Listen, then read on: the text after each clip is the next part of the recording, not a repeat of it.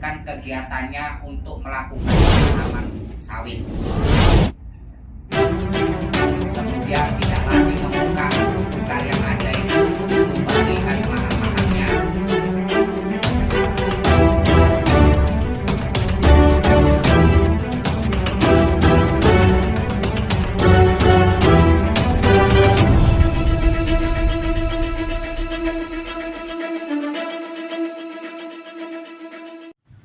Sebagai bentuk dukungan dan komitmen untuk perlindungan, pengamanan dan pemulihan ekosistem pada kawasan Taman Nasional Tesonilo, pemerintah Desa Bagan Limau, Kecamatan Ukui, Kabupaten Pelalawan pada Senin 28 Agustus 2023 memanggil beberapa orang masyarakat yang akan melakukan penanaman kelapa sawit di areal kawasan Taman Nasional Tesonilo. Dalam kesempatan itu, Kepala Desa Bagan Limau, Syarifuddin dengan tegas melarang beberapa orang masyarakat yang akan melakukan penanaman kelapa sawit di areal kawasan TNTN dan menghimbau masyarakat untuk tidak melakukan penggarapan lagi di dalam kawasan hutan. Beliau juga berharap masyarakat untuk selalu mendukung dan ikut serta menjaga keutuhan dan kelestarian hutan yang ada di kawasan Taman Nasional Tesonilo. Apa Pak pertanyaannya? Sebenarnya batas kawasannya itu sampai mana kalau dari kampung inilah Desa Bagan Limau?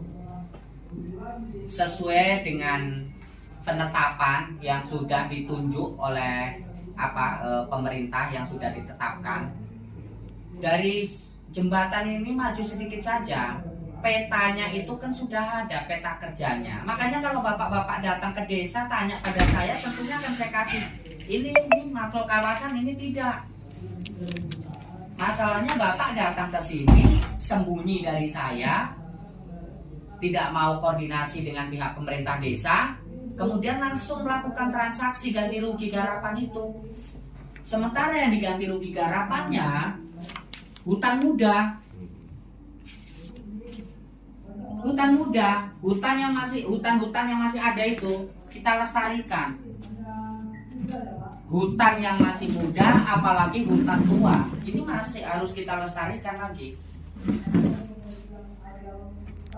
Dan saya tidak pernah mengizinkan bapak-bapak nanti untuk melakukan penanaman sawit di dalamnya.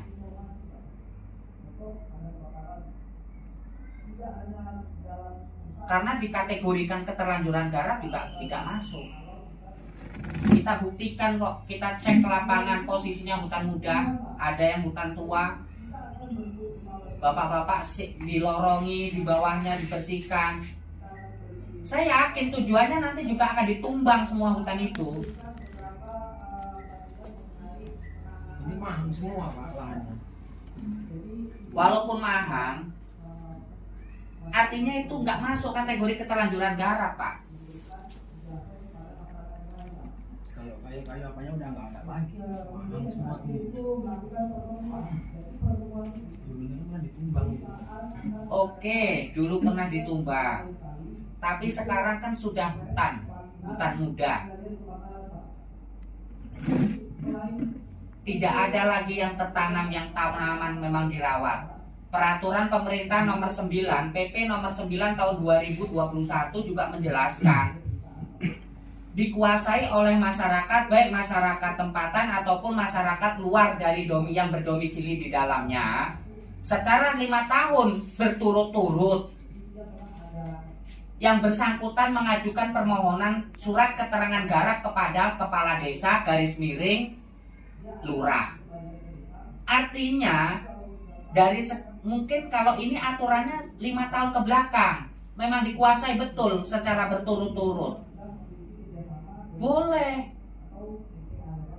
Ini kan baru dikelola berapa bulan yang lalu. Saya atas nama pemerintah desa tidak pernah lagi mengizinkan terlebih-lebih masyarakat dari luar jauh kali ngelola lahan di Bagan Limau di kawasan. Tapi kalau ngikuti aturannya nggak apa-apa.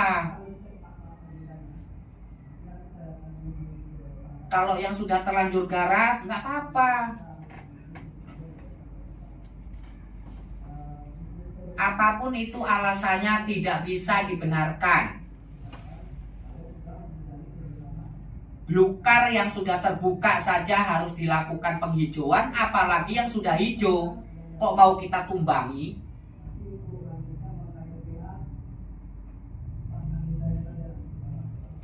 Bukan sedikit Pak, 10 orang ini baru 5 orang kali 2, 20 hektar tanpa sepengetahuan pemerintah desa. Tapi begitu masalah, pemerintah desa yang kena.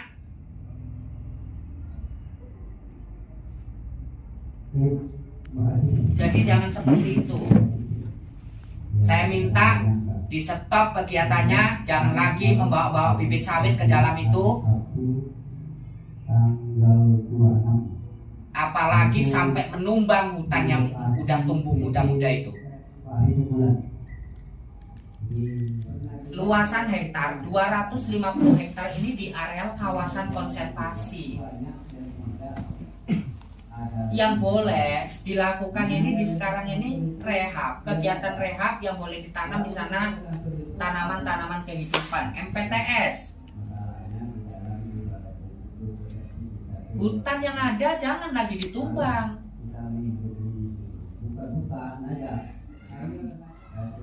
Maaf Pak Kades, saya sebutnya. Dulu kan orang abang-abang ini kan, bapak-bapak ini kan datang. Jadi kita makan sama RT-nya, ya tanya Rizal kan gitu, Pak Rizal. Jadi kan Rizal apa kan si Gempar kan gitu Pak Kades ya. Ya itulah klaim ganti rugikan, harapan Gempar kan gitu.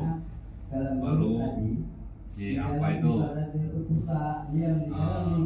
ginting ngemat ginting itu kan bapaknya Dinan, baru ada RT-nya ikut ke dalam, tapi ini nggak bisa disuratkan karena di dalam kawasan belum ada tanaman yang produktif kan gitu Pak Kades kan. Nah, jadi yang udah ada cuma beberapa pokok, tapi memang udah ada bekas harapan gitu Pak Kades kan.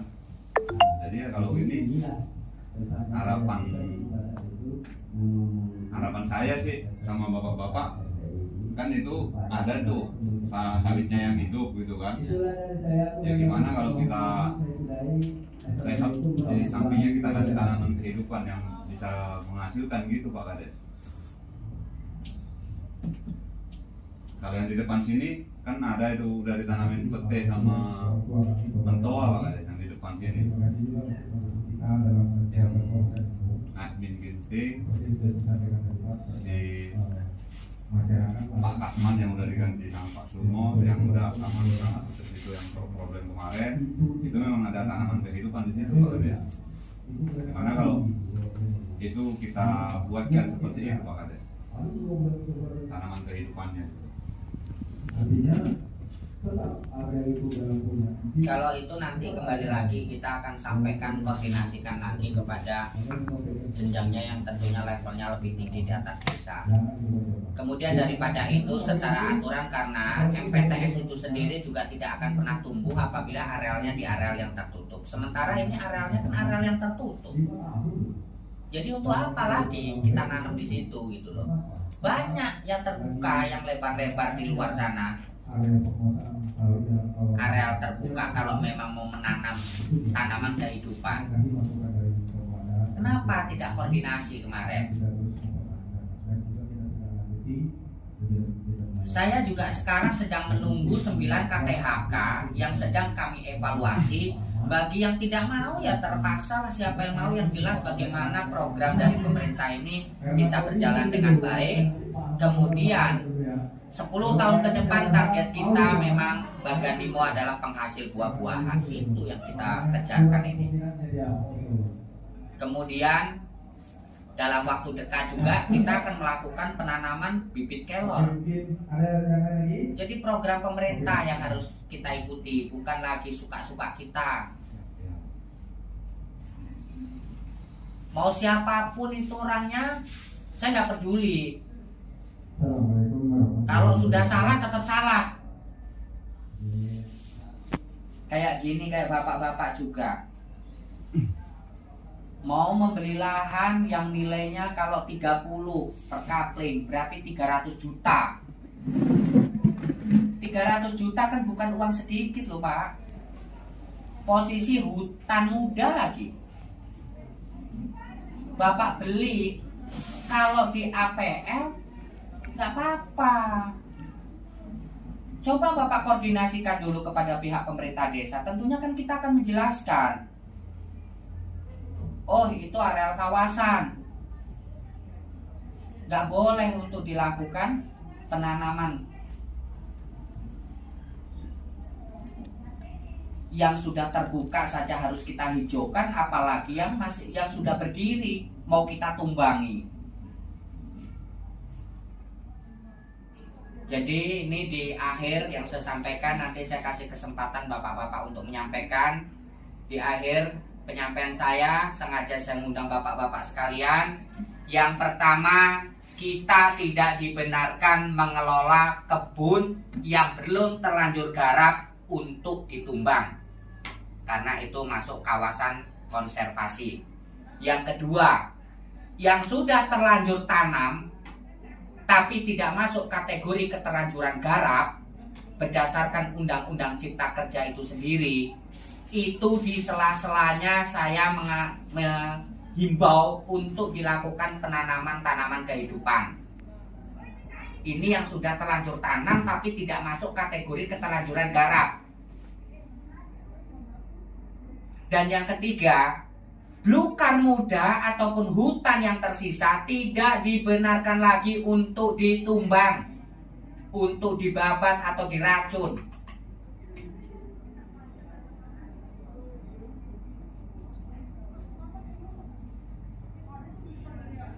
Dari 3 catatan ini yang dapat saya sampaikan sebagai bentuk peringatan kepada bapak-bapak sekalian supaya tidak melanjutkan kegiatannya untuk melakukan penanaman sawit.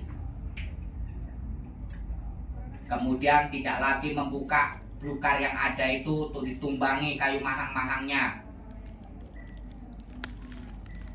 Mungkin itu yang dapat saya sampaikan. Saya persilakan kepada bapak untuk menyampaikan ada pesan-pesan atau yang nantinya perlu saya sampaikan atau diskusikan dengan kepala balai. Saya persilakan, Pak. Ada yang mau disampaikan?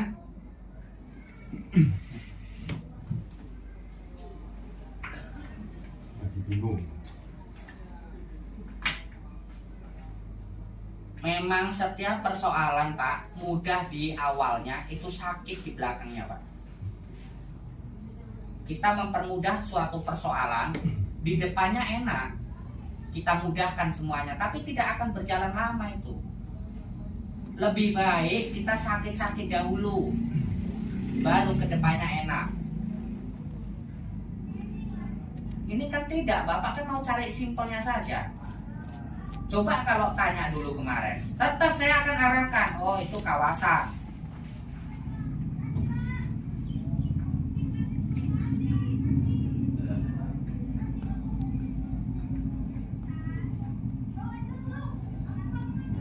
Awalnya pun aku sendiri bingung masuk ke dalam, yang sebelah sini dipancangi tanaman kehidupan. Nah, kenapa Bapak nggak nanya kepada desa?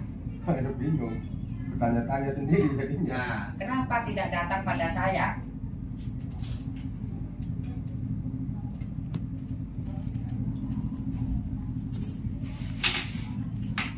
Bapak sendiri sudah curiga, sudah pernah melihat di awal, kenapa tidak mau koordinasi? Yaitu terserah sama Bapak. Kita yang jelas sudah mengantongi data terhadap pengelola garapan yang ada di titik koordinat yang kemarin sudah saya titik. Nanti apabila terjadi pembukaan, penumbangan, saya tidak susah-susah lagi kepada siapa saya harus mencari. Kalau mahang yang kurang lebih luasannya ada 20 hektar itu tertumbang, saya tidak repot-repot untuk mencari siapa orangnya. Saya pastikan itu.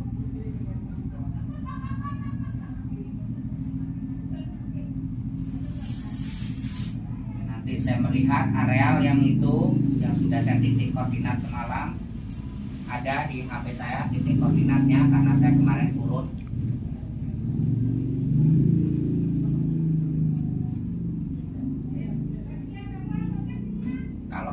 itu yang tertumbang berarti udah jelas orangnya yang 10 orang ini. Dari Kabupaten Pelalawan Riau, Expos TV mengabarkan.